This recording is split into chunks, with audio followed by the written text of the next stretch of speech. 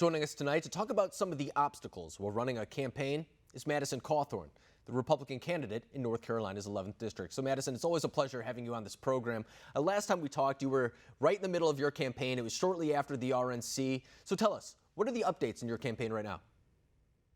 Well, Alex, we've made a significant amount of headway in our campaign. I really feel like we've turned the corner.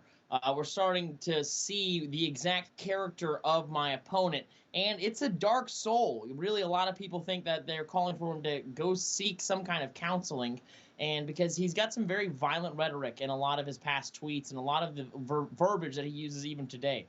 Yeah, and I do want to touch on some of that rhetoric, too, because it's something that the accusation is oftentimes levied against Republicans and President Trump, for example, for his tone. So I do want to read some of the things that he said. The opponent in the race has called on Democrats to stomp on the necks of certain Republicans, and that's just the beginning. He's also called the president expletives that I can't say on television right now, but I'm sure you've heard them yourself. So is this representative of the current tone of the Democratic Party, or is your opponent a one-off?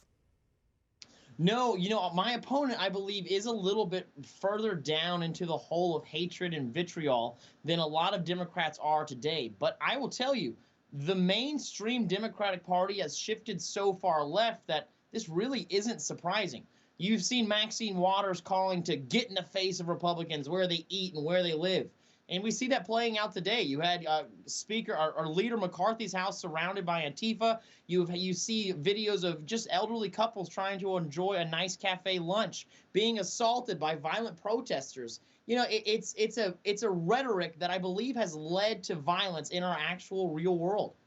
Yeah, and I think you're right. And I think you're right to say that your opponent may be a little bit deeper down that hole, because I've heard some of your other speeches, for example, and really what you're looking to do. And it is a more unified type of campaign. Oftentimes, I understand certain districts, you have to be a little bit more combative. In some of the races, they are a little bit more adversarial. But you have been trying to paint this image of unity. I mean, whether it's under the American flag, whether it's for this country, the people who have served, things of that nature, it does seem like you're trying to find a common ground. But politics is politics, and we were just talking about the involvement of dark money, and I've seen some of the ads that, for example, have entered your campaign as well.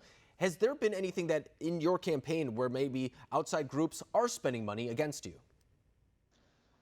During the primaries, we had about $4 million spent in direct opposition to me. But now that we're moving into the running up against the Democrats, I believe that they have evaluated this race and they're a little hesitant to get involved. They see that this campaign is not necessarily just a campaign. It's more of a movement. As you were saying, it's one of unification. It's saying, let's not label ourselves as Republicans or Democrats. Let's all come together to get rid of these entrenched career politicians who don't represent the true American values of our country.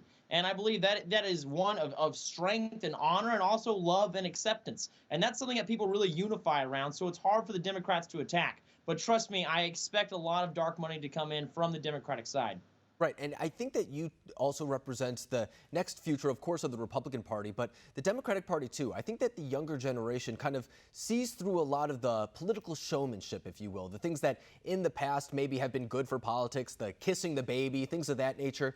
But nowadays, people don't really care about that type of stuff. They want to get actually down to the issue. They want things that matter to Americans. They've had enough of the platitudes that you typically go on in Washington. And I think that's why you're a popular candidate. And I think that's why there are younger candidates that are surfacing up around the country on both sides of the aisle. So I want to ask you, if and when, I'll put it that way, you do get to the House of Representatives, what do you think a GOP-controlled lower chamber should focus on? One, I believe it's assisting the president in his mission to drain the swamp. And now I know a lot of people say that this is quite a long shot, but I believe in taking long shots because America deserves a Hail Mary right now. And I believe we have got to get term limits onto the House floor, and we've got to get it passed. Because, you look at even on the far left, you have Nancy Pelosi, who's been in office longer than I've been alive. But you also see the same thing on the right. And I'm willing to call out both parties for their hypocrisy and these career politicians. And so I believe that a GOP-controlled House is one that's going to lower taxes, get rid of regulation, and put more control back into the hands of Americans, rather than the same 535 members of the House and Senate.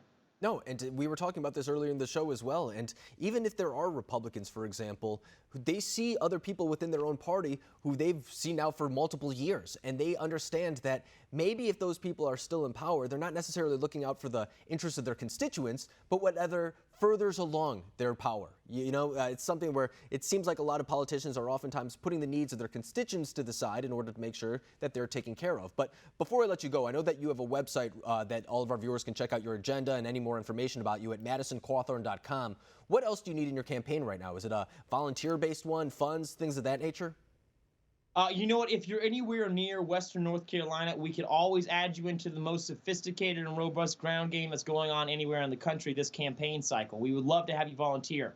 But if you're outside of this area, please go onto the website and donate to the campaign. We need enough money to be able to counter the dark money that we've been talking about on this show today, because the Democrats and people like George Soros and these billionaires who are trying to have undue influence in our country are trying to take away our democratic values in this country, one of democracy, one of us being able to choose our direction.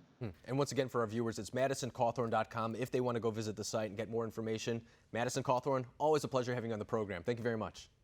As always, brother, you're the best. Thanks.